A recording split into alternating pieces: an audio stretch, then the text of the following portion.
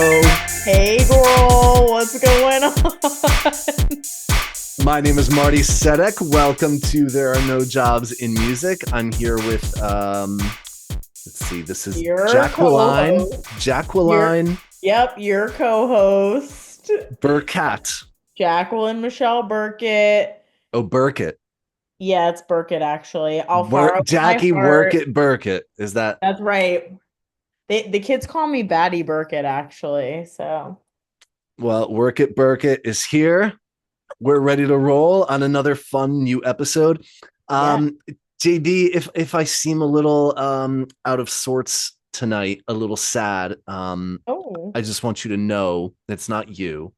It's because at bedtime, my 3-year-old son got very mad at me, and Oh. he called me a poopy butterfly. Whoa, that's actually a compliment. I don't And see that and about. I don't know, I'm still reeling emotionally from all of this. What did he do or what did you do that made him? He just didn't want to go to bed. Oh, So I'm joined by my good friend Chianti. Say hello, Chianti. hey, Keon. Things are beeping in my house. Sorry. I like virtually stopped drinking a few years ago, and so now I do it like, and now when I do drink, Virtually. it's a little treasure. Yeah, no, Chianti is a treasure as well. Yeah. Also you know, rock bottom is the place to be to improve from there, which is why, I'm just gonna show the people because I'm so excited What about are you it. showing? See, and now it looks like shit again. Oh yes, you those of you watching on YouTube might notice that Jackie and I are a little more well lit because Jackie thought that we looked like dark dead ghosts on the YouTubes. So we've got ourselves I some did. fancy uh, ring lights. Wait, is I yours? feel like a proper influencer now No, no, I with really this do. thing Like, like staring at me. But I do have to blinded. admit, it looks much better. You were right. I, I'm right about some things. Um, Yeah. Also beverages. Mine is tea. Oh boy, It's good though. Wait, I think we're it's flipping peppermint. ages for the night. It's fantastic to be back in the swing of things with you I on love the it. old pity pod. So Um, exciting. yeah, this has been a lot of fun. It brings me joy, And honestly. tonight we are talking to uh someone who I go way back with. This is a guy that I met when I was a wee little teen, I was just gonna say, starting to play piano. He was the first guy to ever teach me piano. oh, shut Um, up. That's how yeah, you know he is him. a brilliant jazz musician, keyboardist. Wow. He has done all kinds of cool things over the course of his career. We're going to talk about his work with the CASIO Corporation. You know, when you buy a keyboard and it comes pre programmed with those like demo songs for each Yeah, patch? yeah. You ever wonder who the hell writes those and plays those in to the microchip? I thought maybe it was the And machine. has helped develop these keyboards. This is also a guy who ended up being the New York Yankees stadium organist for the last That's several sick. years. Go Yankees. Yeah. Well, My okay. family's gonna oh shh. Mm. My family's gonna be very excited. Go Yankees, okay? And Yankees is it baseball? That is that what Yes, it's Marty. baseball. It is baseball. Okay. All right. Uh, so this is a really cool guy. He's near and dear to my heart. He's Amazing. very impressive. Um, and I'm just really excited to talk to him. And I haven't talked to him for a while. Is there anything else we need to talk about? Just that I'm really happy that you were able to snag him for like another Well, it worked out because I reached out to him just yesterday and said, right. you know, we definitely want to have you on the podcast. Like we're trying to sort out a slate of upcoming guests. And then you know, I mentioned tonight, and then he said, well, he couldn't do it for the next like month. So I was like, well, why don't we just try to squeeze it in tonight? And he was amenable to that. So here Oh, we are. awesome. Yay. Cool. Let's invite in the Oh, inimitable Ed. Alstrom. Ladies and gentlemen, thank you for listening. Thanks for tuning in. This is Ed Alstrom. So Ed, I was just telling Jackie how you and I actually go quite a ways back. I think you first met me when I was maybe like 13 or 14 or something. So yeah, either junior high or early high school. Yeah, because you were the first person that I ever took a piano lesson from in my life. Do you remember those nights when I would come over to your house? I do remember that, and man, yes. And then we did stuff together for the great Patty Montano. Well, I was going to say, and I was going to ask you, because I remember that we got connected in the first place via Patty, but I couldn't quite remember how or for what. Like, did you play for something I was in, or? I was accompanying for her, so I'm guessing that you were there. I did do those sort of like cabaret voice lesson things with her. Okay, so that's what it was. Mm-hmm. That's so cool. And then I started to hear this guy play, and this guy is an absolute wizard on the keyboard. I'm sure. Absolute wizard. I remember my mom used to drive me around to your gigs. Yeah. Because she was like, I just want you to sit and like watch this guy play. Oh. And she was a huge fan of yours as well, and a big advocate for me kind of following you around and learning as much as I can from you. That's nice. Thank you. Yeah, we're talking 30 years ago. Oh, I'm not that old, man. Let's call it 22 years ago. 22. Oh yeah, it's probably around, well, because I'm not even 40 yet. It must have been 2000. I'm still a young babe. You know, Patty passed away in 2004, so it had to be before that. Yeah. It was around 2000. Somewhere in there. Yeah, that's right. That sounds right. Which, because 2000, I started high school. Wow. Yeah, that's about right then. Yeah. So, and that's when I was starting to do some of that like musical theater and stuff. So, okay. Yeah. My gosh. How is everything on your end? I'm good. I'm still busy. Yeah. And right now I'm busier than I want to be. I'm starting slowly but surely to pare stuff out of the schedule because I'm retirement age, which, you know, if you're a musician, you'd never retire. That's right. I was going to say, like, is that a thing? Yeah. I hope I never stop playing music until I'm physically or mentally unable. I just have to. That's the goal. Cut back on the gigs, because the gigs for me have always been too many and too frantic and spread in too many directions. Yeah. That makes sense. So I'm at a point where I have to pull back, you know, for physical reasons and because I can't manage this disparity like I used to. It's just with our last guest, we had a long discussion about this idea of portfolio careers and how, you know, so many musicians do have to have, you know, a patchwork of jobs in order to make everything work. Mm-hmm. Yeah, and how that can easily lead to some burnout, and how important that is to just kind of manage everything, make sure you're making time for yourself, and yeah. And one of the reasons that I knew you would just had to be on this podcast at some point is because you have had some of the most interesting music jobs of anybody that I know. So before we get into that, we like to start, just with the human and what it was that made you become a musician in the first place. And I know a little bit of this because of your dad, but maybe you can just give us a little brief autobiography here of what got Ed Alstrom into music. Okay, well, my dad was a plumbing, heating, air conditioning guy by trade, but his hobby was playing music. But he went beyond the level of a hobbyist because I came to realize that he could do something that I didn't know a single musician at the time when I was young could do. And he could hear a song once and play it. Yeah. He didn't read music. So, I would go on plumbing jobs with him during the summertime. Yeah. And just hand him tools and hang out with him.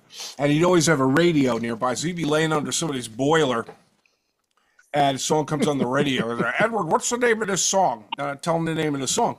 And we work the rest of the day, put the stuff in the truck, come home, he'd take a shower, he'd go eat his dinner, he'd go sit at the organ, and he'd play the song in the right key with the right melody and the right feel, the whole package. He'd Wow. sit at the organ and just play the That's song so that we heard wild. 8 hours ago once Mhm. while he was welding something in somebody's boiler or something. So, yeah, and he called me in. Edward, is this a song we heard before? I go, yeah, Dad, yeah.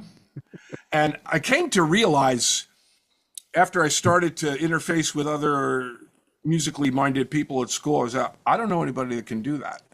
Yeah. I don't know anybody that can hear a song once and just play it. That's People like have I don't to think I know that's that either. Mozart. either That's read it. Mozart Bach level savantism. Yeah. That's Yeah, prodigy. and- That's prodigy shit. Although it Yeah. should be noted, and I'll toot your horn for you here, you can also do that. So you got that from your dad.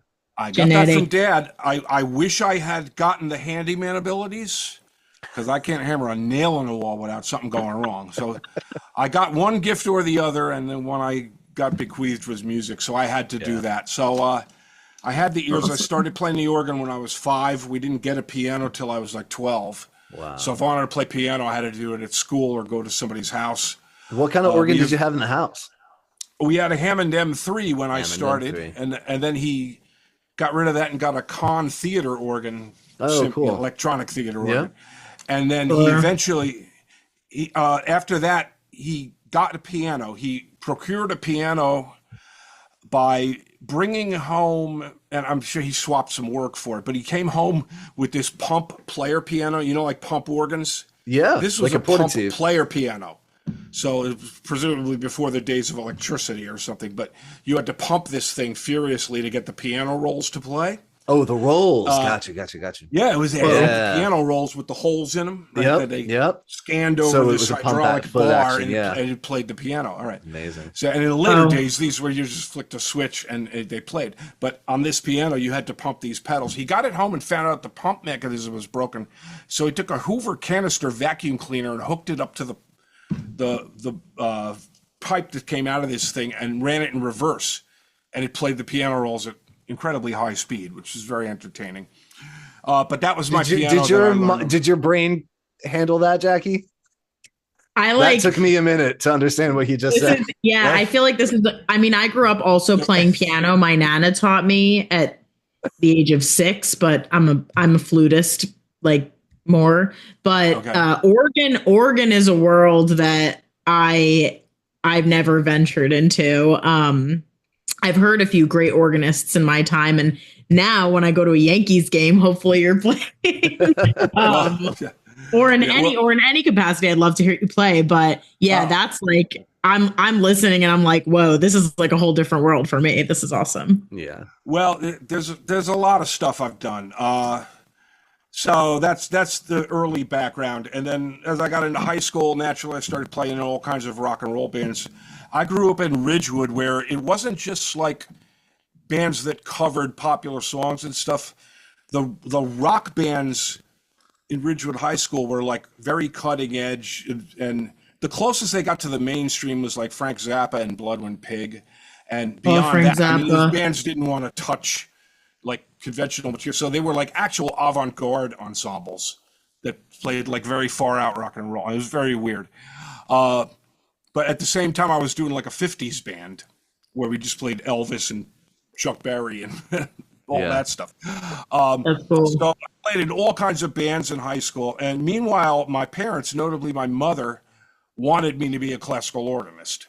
So they kind of forced that hand, and I went along with it because I did enjoy playing the organ, but I knew it wasn't all I was going to do. So I took classical organ lessons from the time I was like 11. And all the time through high school, I'm playing all kinds of.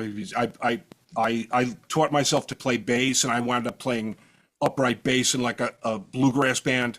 So I was doing all kinds of wacky stuff even back then. Oh, wow. So you're like wildly talented and skilled, is what you're saying. I'll let you say that, but that's pretty much the case. So I had a lot of ability. I could hear stuff and play it right away. And I got a chance to play all kinds of music, which is a blessing. Then I got into school. I went to Westminster Choir College. I wanted to go to Manhattan where I could do like a little everything, but my mother kind of railroaded me into Westminster, which, in fairness, was probably the best school you could study classical organ at. For sure. Anywhere. They specialized in that and in church music. Unfortunately, that's all they did. So basically, at Westminster Choir College, at the time I was there, for some time thereafter, music ended in like 1950. Like Vaughan Williams was like the Yeah. end of music. That's nothing beyond that was even mentioned. Whoa. They did like part of one day of a music history class on jazz, and they talked about Duke Ellington for a minute and Louis Armstrong for a minute, and that was that.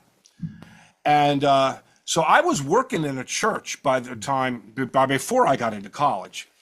And right around then, like early 70s, mid 70s, folk music was starting to filter its way into the church, and mild pop music was starting to filter its way in.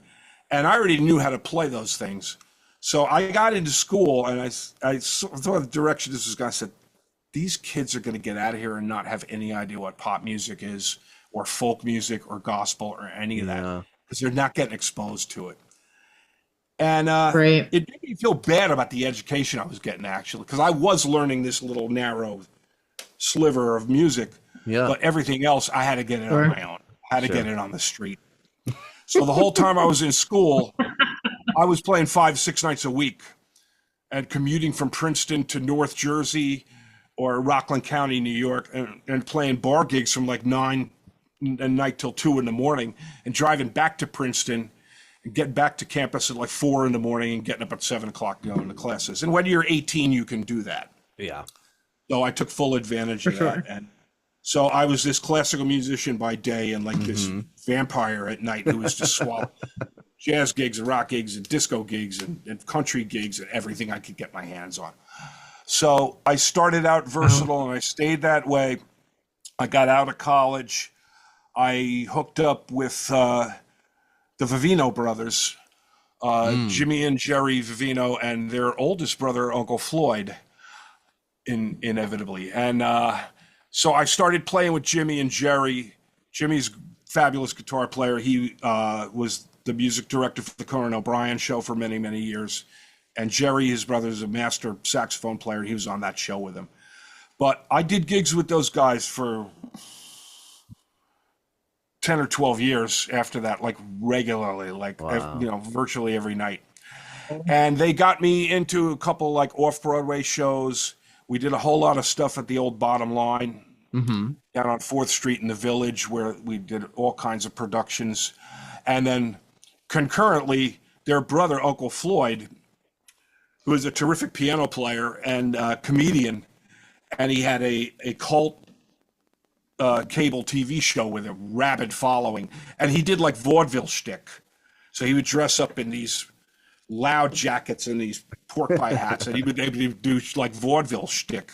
Yeah. In the mid 70s, and it was the only thing going on like that. But he would go do shows at the Bottom Line, and we were his pit band, and they broke all the attendance records at the Bottom Line. He would have lines around the block for his shows.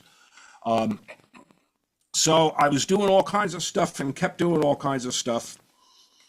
Then in the late 80s, or actually early 80s, a friend of mine called me up, and he worked for CASIO, who makes the keyboards and the watches and calculators and cash registers and all that.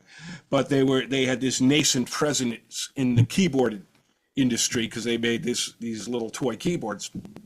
Well, every musician, I'm sure, at some point in their youth owned a crappy little Casio keyboard, myself included. Yeah. Well, they were the hot leisure time buy before Nintendo came along. Yeah. Nintendo came along and kind of supplanted that as the thing everybody had to have. Yep. The Casio keyboard. So a friend of mine is working there at that point, and he calls me up, and I really didn't know this guy because we knew of each other, but we were both keyboard players, so we never crossed paths. And he calls me up, and he says, listen, I need somebody, I'm working for Casio, I need somebody to go out and demonstrate these things at the retail level, which meant Macy's and a bunch of stores that no longer exist, Service Merchandise and Caldor and Bradley's. And like Target would be the equivalent now of these places. So I was going around to these places, and some of them were in godforsaken cities all over the Midwest. And I would sit there in the store, just play the keyboard and smile. And so I did that for a few years. And then they asked me to join the company full time in 1985. And I'm like, I've never had a day job before. A. Wow. B, my schedule is that I go to bed at like 4 a.m. and wake up at noon. So I said, you want me to do a 9 to 5 job? I said, I'll take it, but I'm thinking this is going to last like 2 weeks. Yeah. I went up there for 18 years and I became the marketing manager, and I became heavily involved in research and development, meaning they would send me to Japan 2 or 3 times a year. And I would sit sequestered in a little room with these engineers who barely spoke English. So jealous. And they would show me on like DOS computers with circuit boards hanging from the ceiling, like demonstrate to me what this new keyboard was going to do. And I would be like tweaking sounds and making demo songs for them and making rhythm patterns for all these CASIO keyboards. So that became a major component of my job. So there's something I got to do that a lot of other people don't get to do. Which is also one of those things that I'm always fascinated by, whether music or other fields, is that thing that it just like hits you one day. Oh my God, that's a job. Someone actually has to do that. Yeah, like I didn't even, when Marty described what you did at CASIO before you came on, I never even thought about what goes on in a keyboard company, how things are developed, sounds, songs. Yeah. You know, you never thought about it. I feel like our listeners would not know that was even a job. So those drum beats and those auto rhythm patterns that you play with one finger and the demo songs, that's what you're talking about. Yeah. And that's what I was doing. So if you had a CASIO keyboard that was built between like 1988 and say 96, there's a pretty good chance that I did like 2/3 of the rhythm patterns and most of the demo songs in those keyboards. Wow. I would just sit home with a prototype they would send me and hook it up to the computer, and over MIDI I would program the rhythm patterns and I'd write the demo songs and then sequence those. And in the early days I had to mail them floppy disks. So this was before modems were around. And once we uploaded a MIDI file onto a modem one day in 1988, and it was like a miracle. Wow. So and then the internet came along after that. So that's the whole like subchapter of my career. And the whole time I worked at CASIO, I was doing gigs at night and I was playing church. So I was working 7 days a week, just nonstop. Yeah. And like I said, when you're young, you can do that. Yeah. Then things went belly up at CASIO after like 18 years. I left there in 1997. I went back the following year and I worked there for like another 5 years. In like 2002, I was let go along with like half the company because the economy was tanking and it was a massive layoff. So then I had to figure out something else to do. So I picked up an off-Broadway gig doing a show called Dream a Little Dream, the Mamas and Papas musical, which was a one-man show by Denny Doherty, who was the male lead singer in the Mamas and Papas, opposite Mama Cass. So he was like the songs that a guy sings, that's not John Phillips singing, that's Denny Doherty. So he did a one-man show telling the whole story of the Mamas and Papas, which is fascinating, as you can imagine. Yeah. And he brought down a band from Canada, and I was just plugged in as the musical director for this show. And so I spent a whole glorious summer on Bleecker Street playing Mamas and Papas songs with this crackerjack band who could sing the Mamas and Papas stuff like flawlessly. And we played those arrangements right off the bat, and it was really fun. And Denny was a stitch. He was the funniest guy you'd ever want to meet. And he's telling these wacky stories of the things the Mamas and Papas did in their 2 years of existence. So I did that. And then I did another off-Broadway show after that ended pretty ugly. And then, so here it's early 2004, and I'm kind of out of work. And it comes to light that the organist at Yankee Stadium, let me back up a hair. I went to my first baseball games when I was 7 years old, and I was already playing organ for a couple of years. My dad took me to Shea Stadium in 1964.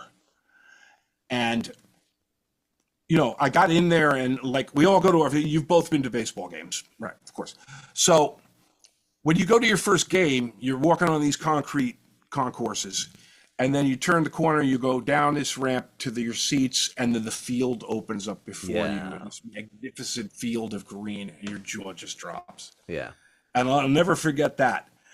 And then moments later, I heard organ, and the fantastic Shane Jarvis was playing the organist of the Yankees at Shea Stadium.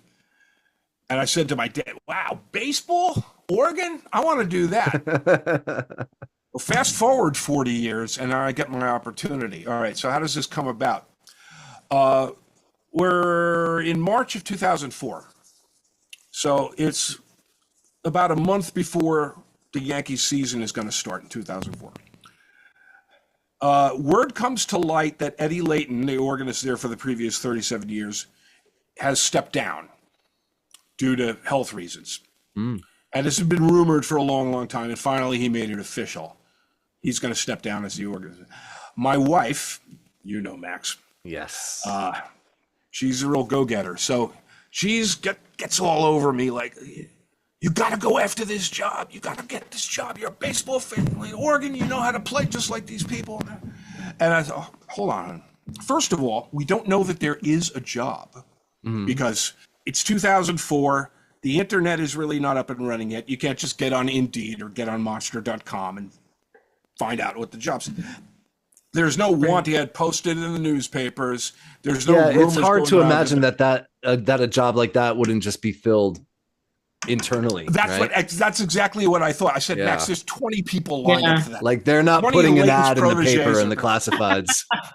So I thought it was ludicrous to even think about it, and I said to her, "Okay, you go after it."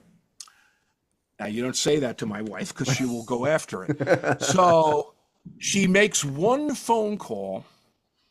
She gets through to the head of marketing at Yankee Stadium, who puts her through to the head of scoreboard operations, who is the guy who is doing the hiring for a new organist. They didn't have the position filled yet. I love your wife. So she's like a. So he says. So he says to my wife, listen, she starts pitching me and telling them the best things to slice bread and blah, blah, blah. He said, all right, we'd like to hear him play. Fax me your resume. Remember fax machines? Yeah. So I faxed him a resume. He called me back the next day. He says, come in next week. We'd like to hear you play. So I'm like, there's an opening? It's like 3 weeks before the season is going to start. Wow. So I drive into Yankee Stadium. There's like 6 feet of snow on the ground. It's like 20 degrees. And they take me up to the Yankee Stadium organ, and they sit me down, and they say, "Oh, okay, we'll get started in just a minute, and get yourself familiar with it." So I'm sitting at the Yankee Stadium organ and playing. I'm thinking, this. I could tell all my friends I did this. Yeah, this may be as far as it goes. So I'm going to content myself with it. The next thing I know, a gentleman appears in the doorway, and it's Eddie Layton himself. He's going to audition me. Perfect. So he's standing in the doorway. I'm seated at the Yankee Stadium organ with my potential predecessor, a legend in the field. And by the way, an unbelievable organist. Yeah. If you heard this guy at Yankee Stadium, that's not a tenth of what he was capable of doing. His albums that he released in the late 50s reveal a person that could do things with a Hammond organ that nobody ever did. He was like really remarkable. Whoa. So Layton standing in the doorway, he goes, all right, play me a little New York, New York. So I played like 5 seconds of it. He's like, all right, stop, play me a little national anthem. Dun, dun, dun, dun, dun, dun. All right, give me a little Canadian national anthem. All right, give me a little happy birthday. All right, that's good, that's good. Give me a little fanfare.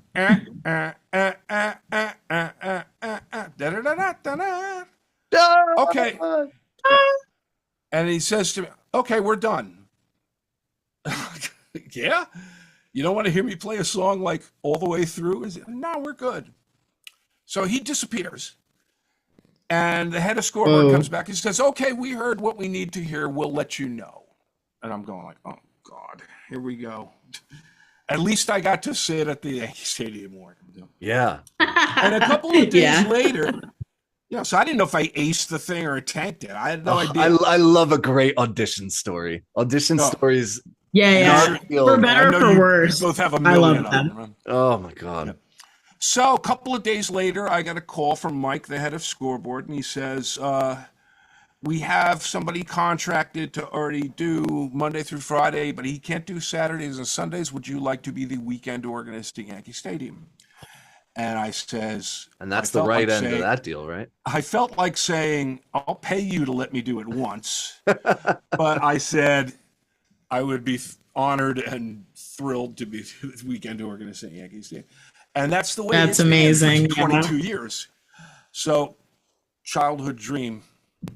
Amazing. They can come. And so you're still doing that currently. Still doing it. Yeah. I do Saturdays and Sundays. The other guy does Monday through Friday. Marty, I smell a game. I know, we got to go. Yeah, we got to go to a game now. We got to hear you play. Be like, there's only one weekend left in this season, but get your tickets for next year. True. They're going to be done. And get them for a Saturday or Sunday. Now, if I did nothing but the Yankee Stadium job, it evolves and changes. I would say every year it could be less than that. I in the beginning, like in 2004, I played very little. Yeah. I'd never played in the tops of innings when the opposing team was batting. And then fast forward to this year, I walk into a game in May, and the sound guys who I interface with, those are like my bosses functionally, because they're doing audio and I'm playing audio, so we can't bump into each other. So we have to be in constant contact about who's doing what every second. They go to me. Things are going to be a little different today and going forward. We've now been told that we have to play music after every pitch, tops and bottoms of innings. I'm like, gulp. All right, okay. Play what? Not that I don't have a problem with that. It's cool to play, but like, what are these situations? I've never done this before. I've never played like all the time. So I gradually evolved into this thing where, I floundered around the first week doing that, and then by the next time I said, I better get ready for this. So I found various lists of about 1,000 rock and pop songs with identifiable licks, and that's what I work off of now. Oh, that's so clever. I'll play Jethro Tull songs and Led Zeppelin songs, and but we're talking licks. like 4 seconds of music. Like if it's after every single pitch, that's about all it is. A lot of the time, yeah. Whoa, that's so wild. Because the batter takes a pitch and he just steps out of the box for a second, steps right back in. So you can't launch into anything long. So you just find a little rock and roll, like a Led Zeppelin lick. And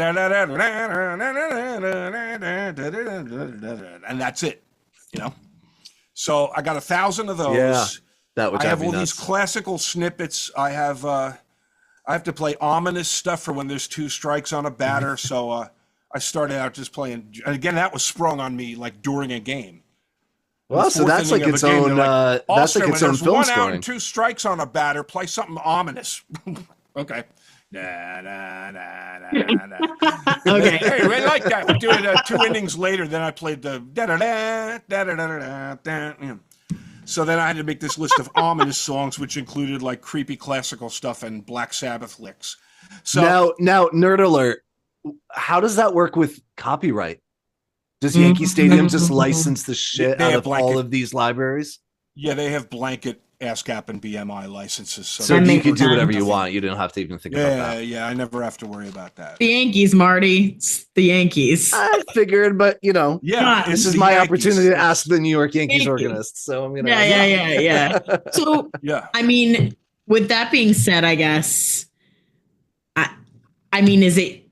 You obviously have had so many jobs in music.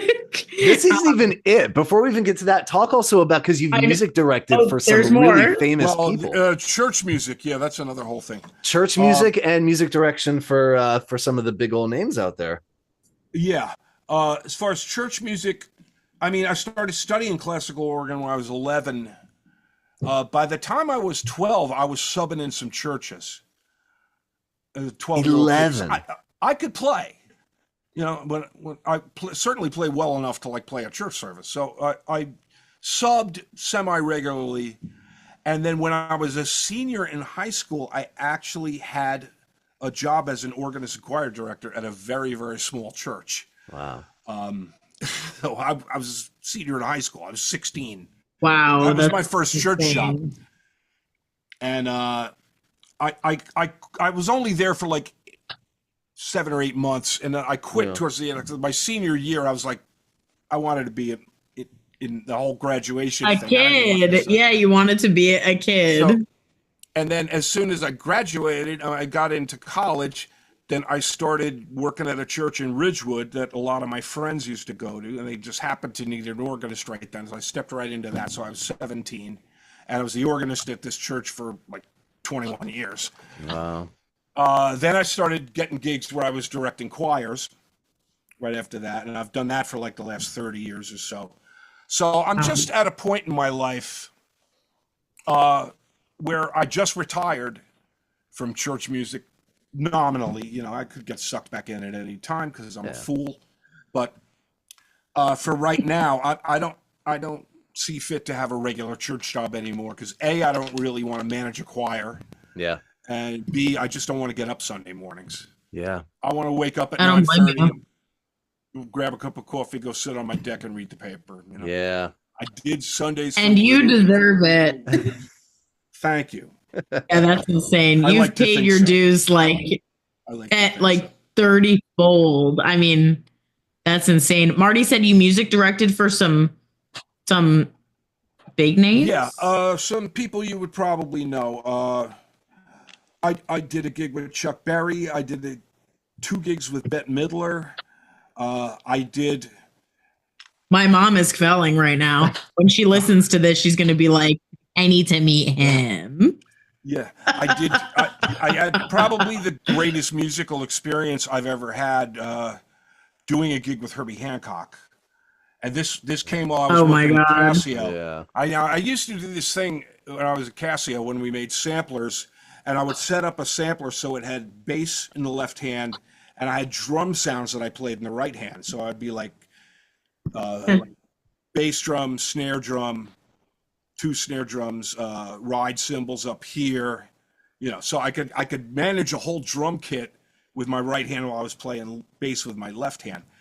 So CASIO, that's ironically, insane. had Herbie Hancock signed on as his endorsee, and he showed up at a trade show, and I was doing a demo. I was actually playing with my wife. She was playing piano, and I was playing bass and drums.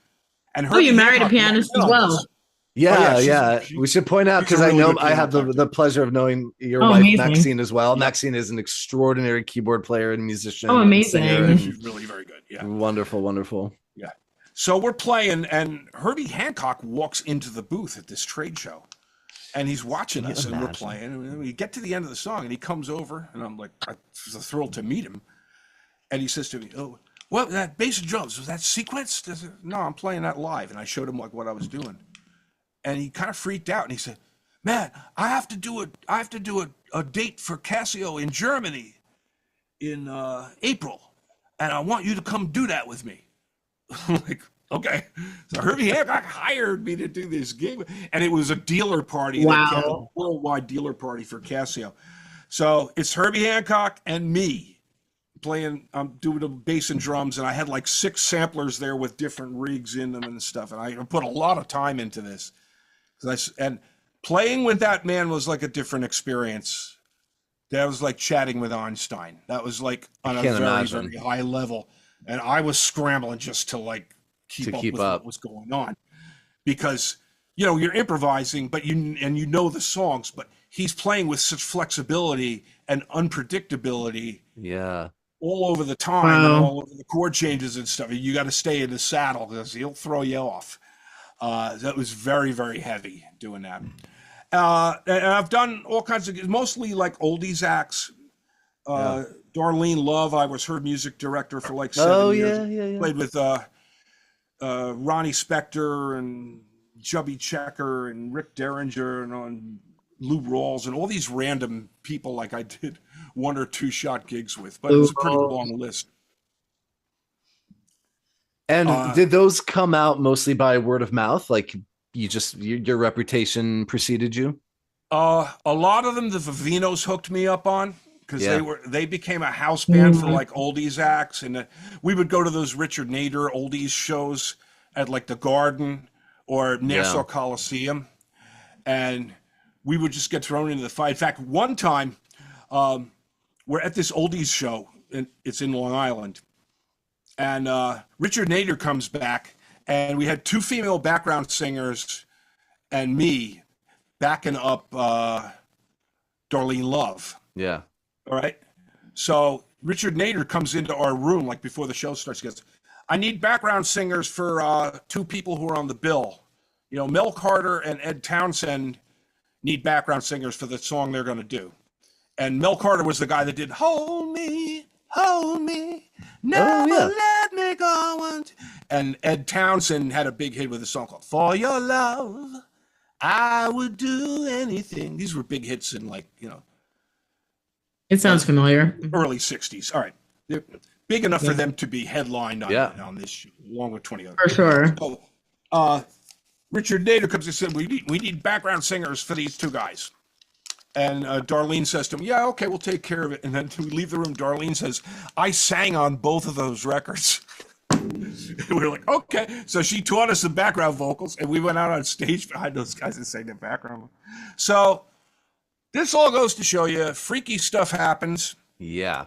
If you position yourself for it, all right, and let it happen to you, you have to be good enough and have a strong enough constitution to get yourself into those situations, and you have to be able to handle them once you do. Yeah. I was gonna say, like, what would you, I guess, in your life, or is it something about you? Obviously, your skills speak for themselves, right? So, like you said, you have to have the skill and the ability. But what else would you say, I guess, set you up for all of this? You know, is it, you feel like it's just luck, right place, right time? Some of it is. Some of it is definitely skill level. Some of it is personality, because you have to be smooth enough that people want to work with you. And some of it is just, yeah, exactly. And some of it you just have to be put yourself into these unpredictable situations and find a solution to get your way out of it. So, for example, there's a Broadway show called Leader of the Pack. I'm sure Marty's familiar with that. All right. And Leader of the Pack was the music of Ellie Greenwich and Jeff Barry, who had monumental hits in the early 1960s. So they did a Broadway review of those songs. It began life at the bottom line in the Village. And then it was just a musical review with a couple of little skits in the beginning. And otherwise it was just like 2 hours of wall-to-wall slamming music.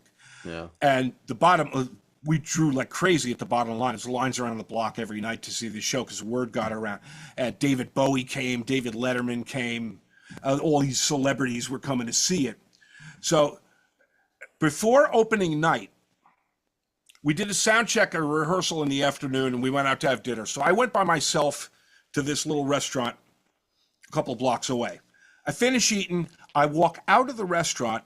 A cab pulls up in front of the restaurant right when I walked out. I don't know how this happened.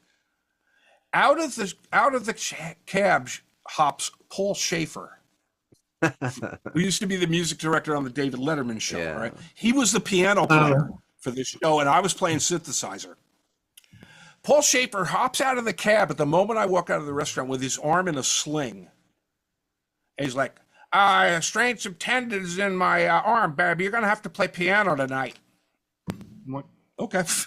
I'd been playing all the rehearsals anyway on piano. I knew the book. So I just jumped in there and played piano. He stood behind me with his arm in a sling playing synthesizer parts with one hand. So that's crazy.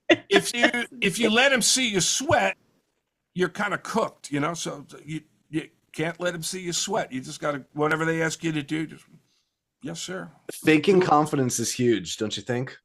Confidence, and it feeds on itself. Once you've done that a couple of times, you get to be like, yeah, I can do anything. And some of it may be bravado, but you do need some of that. Yeah. So Did you feel like, yeah, I mean, it's obviously gotten you like, I feel like as far as a person can go in the music world, you've gone. But what I was going to ask is, when you were young, or even in your, yeah, young, a teenager, did you say to yourself, I'm just going to do music? Is it something you always felt like you really wanted to do? It's kind of the only thing I could do that I was any good at. Yeah. So it wasn't like I got to high school and I was presented with opportunities like, well, I could go into a career in zoological study or become a doctorate of this or this or that. No, I have these other interests. I didn't really have any other interests. Yeah. I just wanted to play music. So I went to a music school and then I just let the wind carry me wherever it was going to carry me. And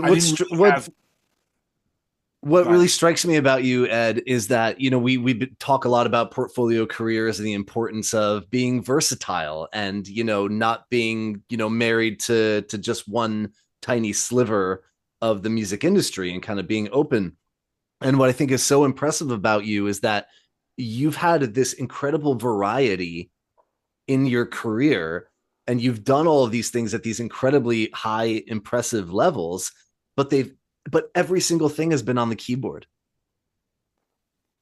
Like that's been one incredible skill that you've developed, that you were able to branch out into all these different tentacles, which I find so incredible. So it does start with the skill, but I think imbued in that is this idea of what you were talking about at the beginning, that you were, a classical musician by day and a jazz musician by night. You were just allowing yourself to be affected and influenced and inspired and improved by all of these different genres and styles and opportunities. That's quite accurate. And also, I had this passion for all these other kinds of music. Like I heard gospel music. I heard these people playing piano and organ, and so I got to learn how to do that. Yeah. I want to learn how to do that. Yeah. And then a couple of times it was situations I got myself into that I wasn't prepared for or was in over my head on some level, and I got my ass kicked. And I said, not letting that happen again. So then I went away from that situation. I said, what do I have to do to not have this happen again? Failure is something that we love to talk about on this show. Can you share with us a memory that sticks out of just absolutely screwing something up or feeling shitty about yourself? Yeah. Most of it happened when I was really young, like when I was of course, a teenager or in college and stuff like that. Yeah. And I was playing jazz then, but I wasn't that good. So I went on a couple of gigs. I went on one gig where the drummer got up after the first set and he said, I'm not feeling it tonight. I'm going to go home. And I said, he's leaving because I'm not cutting it. At least I took it that way. Oh, okay. Gotcha. So then I got home from that gig and I said, I'm not letting this happen anymore. So then I started, taping myself and listening to myself and really critiquing myself and stealing from licks from as many people as I could and working really hard to improve. Yeah. So when I was in college, that's the way to go. I was practicing organ like 2 or 3 hours a day, and then I would go find a piano and just practice playing bebop for 2 hours a day. I said, I got to get good at this, and I got to get good fast. And then other stuff, my ears allowed me to just like sit down with gospel records or blues records or whatever, and just cop what the piano player was doing or what the organ player was doing. Yeah. And just incorporate that. Yeah. So, you build your inner library. Yeah. But it just stemmed from a desire of not wanting to get embarrassed. Yeah. Of like furiously just resolving to never be in a situation where I was unprepared or was in over my head. Yeah. And it's easy to do. Yeah. You just prepare. You just listen to the music and you do whatever you have to do to get yourself prepared. Yeah. So I just made up my mind early on. So I'm never going on a gig unprepared. I'm going to be ready for this. Yeah. Well, Jackie, I mean, you asked about luck, and I think that old cliche that, luck absolutely is a huge part of it, and skill and preparation is absolutely a huge part of it. But those two things simply have to intersect for some sort of magic. Oh, yeah. think. Virtually everywhere I've gotten has been some luck involved, because it was either a person that knew me recommending me to somebody else blindly, and them calling me. And, but I think we should point out too that you have to. It's luck makes it sound like we're removed from the process, but the luck part of it, I mean, the skill part of it, the preparation part of it, is our own work that we put into it, right? But luck also doesn't come and find you. You have to go out in order for luck to find you if you're staying home all the time. So I think that's also huge advice, and such a great thing to glean from your story is that, and I loved what you said a couple of times, that I was young, so I was able to do it. Right. Like, I think that's so important when you're in that period of your life, like your late teens and early 20s, when you can do stuff 24 hours a day. Do stuff 24 hours a day. Like, don't. Right. If someone asks you to come out and do anything, don't turn anything down. Yeah, don't turn anything down. Don't turn anything. Well, and it's interesting you say that. I feel like I'm a little better at saying no now, but even still, I'm like, yeah, I'll play that piece you wrote. Why not? I'll do this random gig, because I always tell this to my students. I'm a middle school band director by day, and I do everything else by other times. And I always say to my kids, it doesn't matter what you end up doing in life. If you don't end up doing music, that's fine. But what you need to know is that if you don't go for things, they will not come to you, So I feel like your story is resonant with that, because you did all of the work. I feel like when you do that much for yourself or for whatever higher power in your life, whatever you felt, in that moment when you were young, like, I got to play the piano, I got to play the organ. I feel like I kind of believe in world energy, the universe bringing things to you. So I feel like that's also something for our listeners, especially for young people now, with the instant gratification of social media and everything that people are able to receive so easily. Music is like the one thing, or one of the things in this world we live in right now where it's not instant, Yeah, but it's a slow burn. Everything is a slow burn. But the other thing, Jackie, to piggyback on that point, the other thing that just occurred to me as you were talking, like, Ed, imagine if when you were at Westminster and you had like Netflix and the internet, and that's what you were doing after a long day at Westminster, instead of going into the city and playing those rock and jazz gigs. Like, how different would your life be now? Very different. And there's any number of things like that, but it's a complex chain of events, but it leads into everything you both were just saying. You have to have some ability. You have to set yourself up to be in as many musical situations as you can. And you have to stockpile that experience and build on it and get better and better at whatever it is you're doing. And you have to take on new opportunities to play different kinds of music with different kinds of people and acclimate yourself to that and get good at it. And be able to get good at all this stuff in a hurry. So there's a lot of components to it. Now, when I came up in the 70s, there was a ton of opportunities to play. I mean, there were 10 jazz clubs in New Jersey. In like northern New Jersey, there were like 10 jazz clubs. Yeah. And they would all have jam nights or open mic nights. Did you ever play at Trumpets? Oh, Ed plays at Trumpets all the time. You still do. I played at Trumpets. Well, they're closed now, I think, right? Yes, they've gone. I think they're closed now. As a matter of fact, the building is the Trumpets was an extension off of a larger building. Right. It's just been lopped off. It doesn't exist anymore. Not even the edifice. I used to work there. I was a waitress there. Were you? I was a waitress there because the owners are like my mom's longtime friends. Enrico and Christine? Yeah. So I was like, I wonder if, you kind of look familiar. I wonder if I was waitressing there.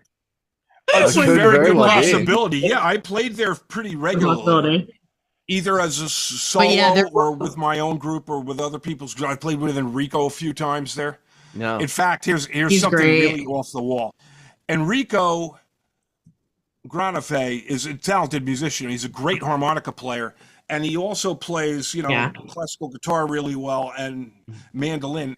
And he's been the conductor. Yeah, he's been the conductor of the Bloomfield Mandolin Orchestra for a number of years. Yes. There you go. And Christine called me up and she said, "Listen, Enrico needs to stop doing this. We need to find a director. Would you?" And she begged me to do it. I said, "You want me to direct a mandolin orchestra?" She's like, "Yeah, we need you to. You have to do this for me." Well, all right. I mean, I play you guitar. play a little guitar, yeah. I play fairly functional guitar. Of course you do. And I've played mandolin before. I know what it's about. So I said, well, here I'm getting into a situation where I don't really play the instrument that they're asking me to do, that which the orchestra is dedicated to. So I said, well, here's a challenge. Let's just go in and do it. So I said, well, we're going to make music. Above all, you want to codge music out of people. When you're conducting forces, you got to somehow find a way to get decent music out of them. Yeah. Right. So I conducted that ensemble for like a year. We did 5 or 6 gigs. And I did it. I just said, and I told Christine, okay, I put my time in. I want my Tuesday nights free now. Yeah. Yeah, I don't blame you. Maybe the right advice is not don't say no to things, but just try not to say no to things. Well, try not to. Don't get yourself in over your head. Yeah. Yeah. It's just easy to do. Don't promise anything you can't do.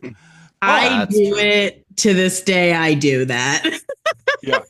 I also have a history as a school teacher, although it came very late in life. I have no credentials as a school teacher. I never took any courses in it. I never studied it in school. I never got a certification. I knew nothing about it. And then I got called days before school started to teach music at this private school. And I'm like, okay, what the hell? Sure. So I cobbled it together on the fly. I cobbled the curriculum together. Wow. And I was mostly just talking to them about my experiences and stuff. And I've said for a long time, if you know this much more than the people you're talking to, you're in pretty good shape. Yeah.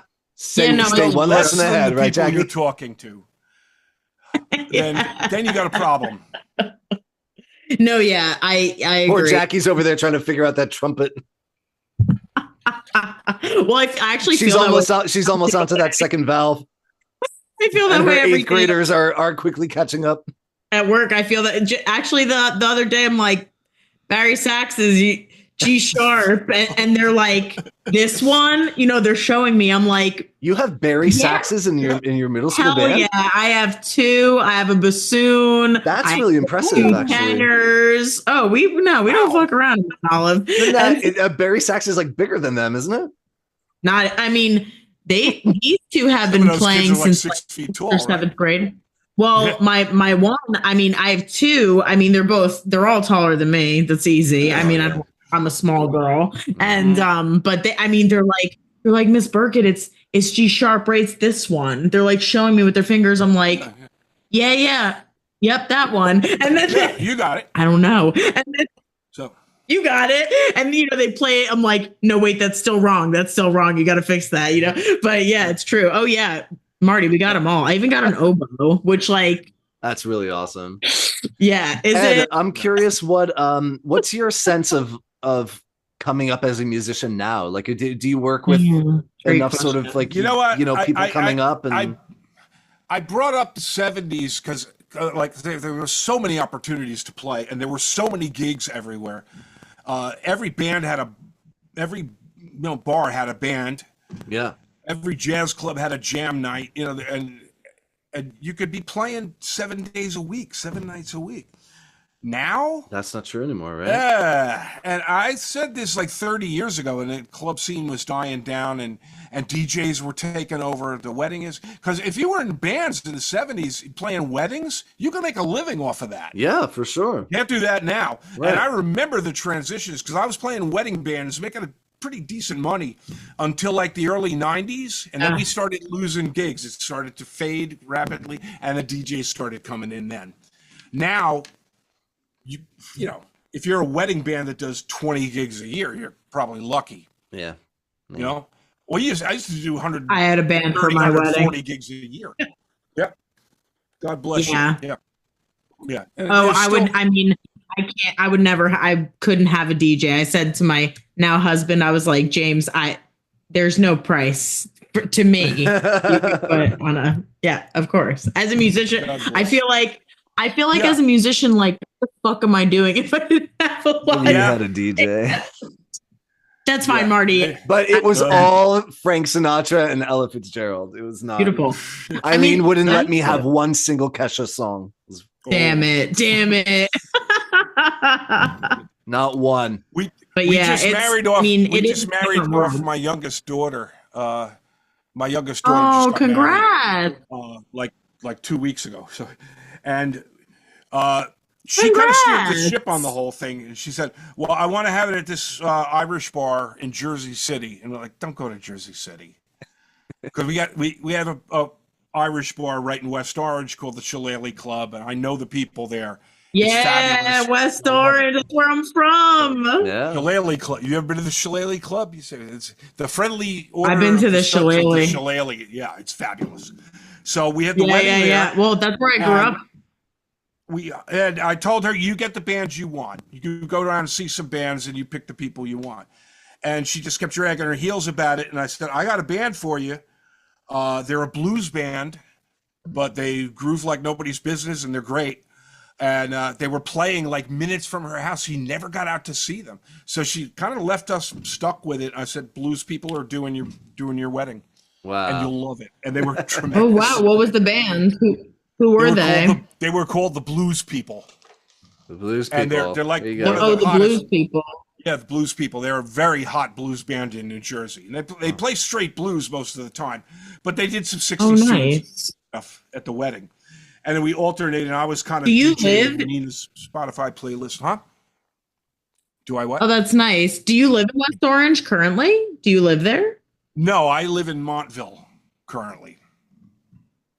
Oh, you're kind of like 20 minutes from 25 minutes from me, sort of. Yeah. We're like a big triangle from each other. Yeah, we are. That's really funny. Yeah. You say West Orange, so I grew up in West Orange. It's near and dear to my heart. Yeah. Yeah. Oh, that's awesome. Club is near and dear to our hearts now.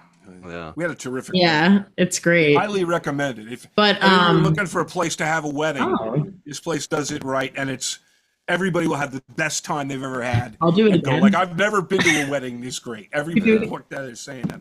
Wow. So yeah, I mean, going back to the point, like, I guess, the landscapes economically are always sort of changing. I think it's really tough now if you're coming up because there's no jazz clubs. All right. What is there in New Jersey? Shanghai Jazz, which is, yeah, they cycle the same 6 or 8 people all the time. I can't even get a gig there. All right. There's a paucity of like bar gigs to be had. Yeah. A lot of the bars stop having music or only have it like 2 nights a week. And all these club owners get their little contingent of 6 or 8 acts and they just rotate them. It's really hard to crack in. Do you think maybe like accompanying is the new jazz club?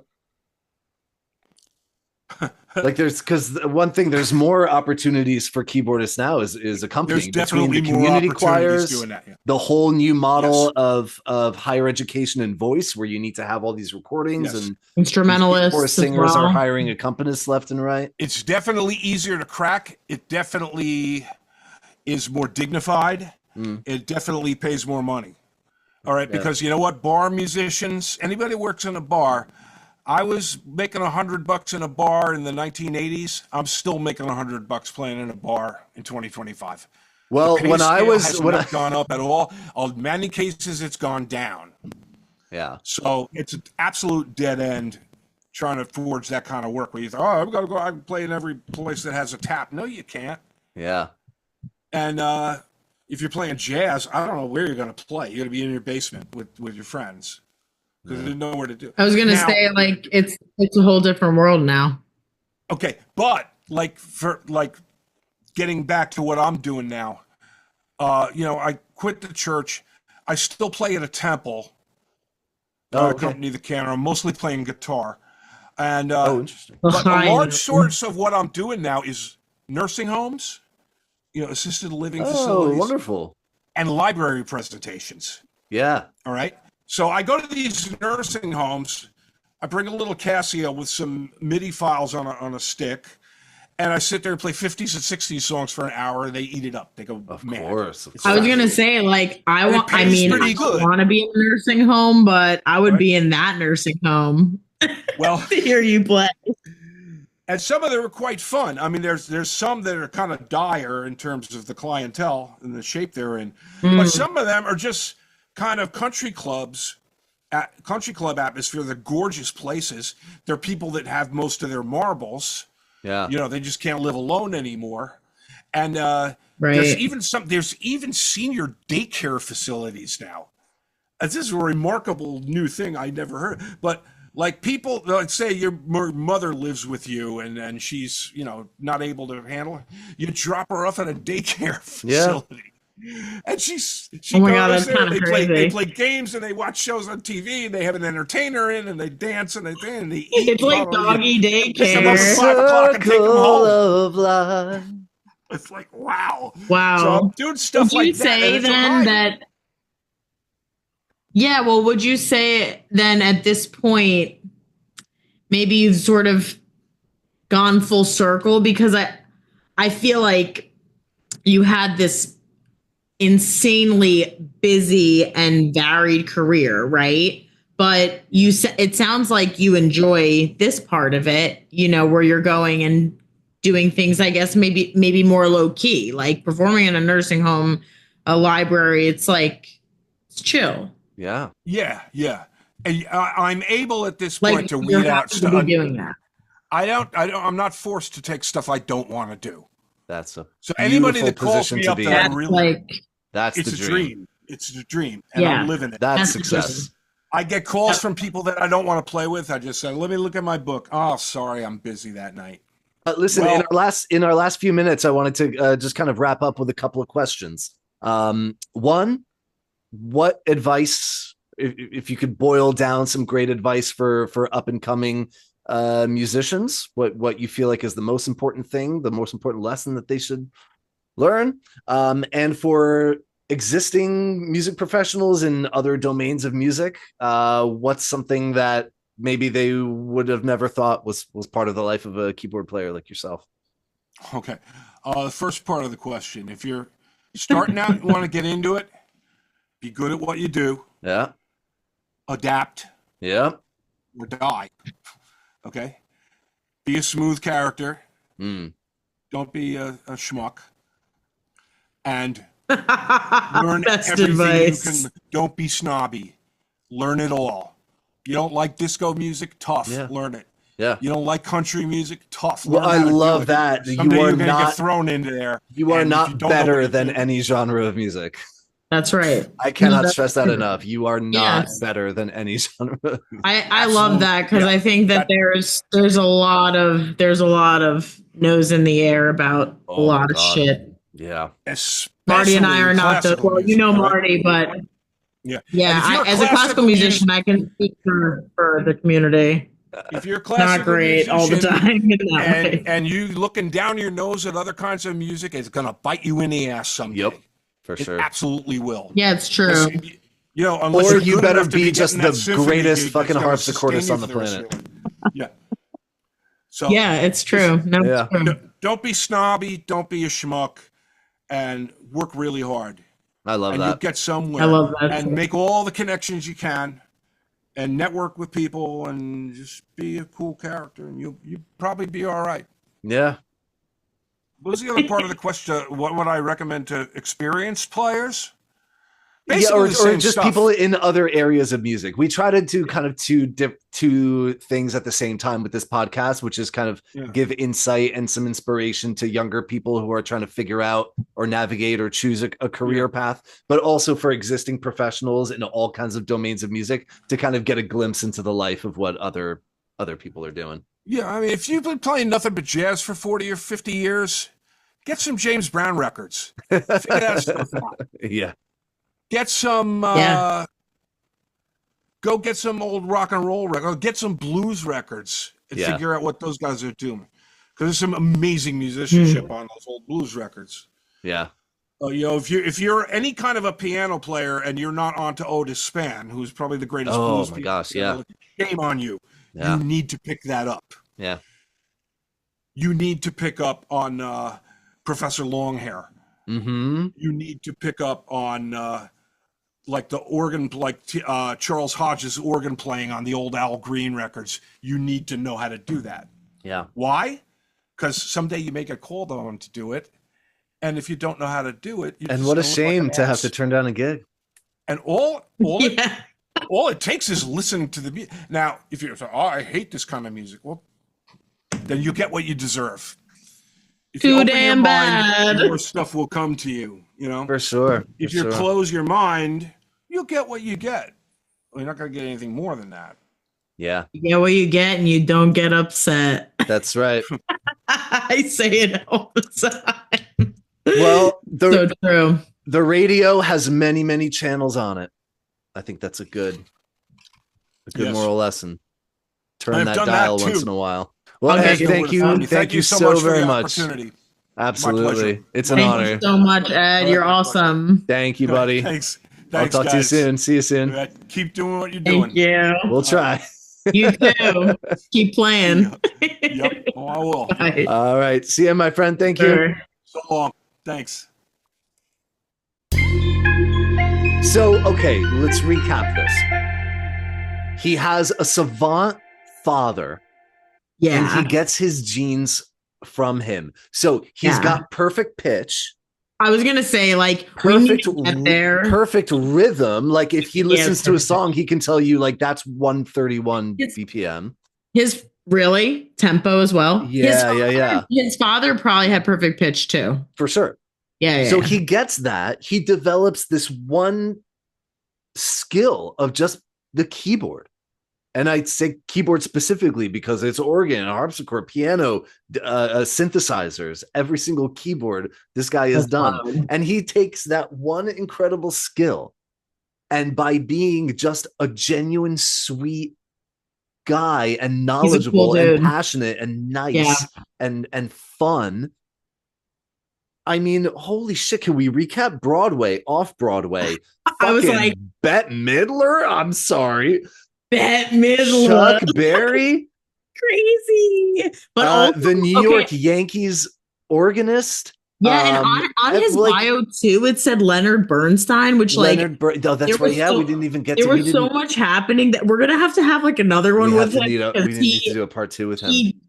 Because he, and I mean, our other guests, every guest we've had is really amazing and uniquely awesome. Yeah, uniquely awesome. But I feel like I don't want to like say this for sure, but I feel like he is our most varied job guest. Well, it's the portfolio career, but not interdisciplinary within like the big umbrella of music. Like the guy is a keyboardist. Right. He plays other things from morning to night. Yeah, but he did like guitar and bass he does, but not really professionally at that. No, but his portfolio is keyboard, but the gamut of what he's done, the vastness of that career. It's crazy. Like as a keyboardist on every single keyboard that there is.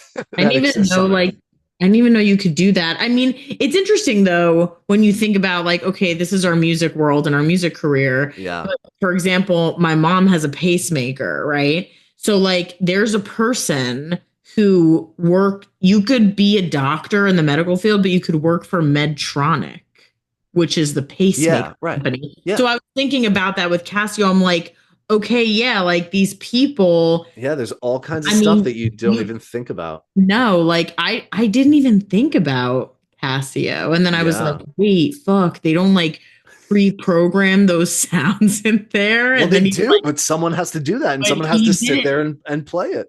Well, I know that's what I mean. And then, okay, honestly, for me, you literally should extract the clip where he's like, yeah, and I was playing the drum set on my right hand. Like, Yeah. what the fuck? I can't even play drum set on both hands. I can't even Yeah. play drums. Yeah. So like, it's just crazy. I mean, and to think he was your piano teacher, like what a blessing. Like what a nice what Yeah, a that was way to wild. I be. used to show up at his house and we would have like an hour lesson, and the whole first half of the lesson he would just be like, "Okay, sit down and play." And I'm like 13, 14. You're like, I'm like, "Play what?" And he says, "Play whatever you want." And at that time, I was like really into blues and jazz, and I would just sit there and I would just do like a little, dun dun dun dun dun dun, dun my left hand and just noodle around in my right hand, and I would just play and play and play, and I would kind of like look at him, engage, and he would just kind of be sitting in the corner, just like with his eyes closed, and just like he's just listening and listening and listening. I'd be like, "Oh fuck!" Like he's bored. Like I'm shit. I'm no good at this. He's falling I'm asleep. trash. And I would play, and then finally he would be like, after maybe like 15, 20 minutes, which is like an eternity if you don't know what you're That's doing, an eternity, yeah. he would be like, "Okay, that's enough." And he would come and he would sit down next to me and he would tell me like every single thing that I played. And he'd be like, "At some point in there, you played like this lick, and it would be way cooler if you played because Otis Redding on this 1954 record did, and you could kind of evolve it and do." It was just absolutely, That's it's like, just yeah, incredible. that's Just a level of musical genius that, I've worked at and I haven't even scratched the no. You and surface. I are not You and I are shrimp scratching in the that ocean, iceberg. man. We're like, I mean, you may be slightly a prawn, me a shrimp. What's Okay. the thing that glums onto the giant whale and that's how it gets across the ocean? That's me as a Is it pianist with Ed Alstrom. yeah, like a crayfish. I don't even know.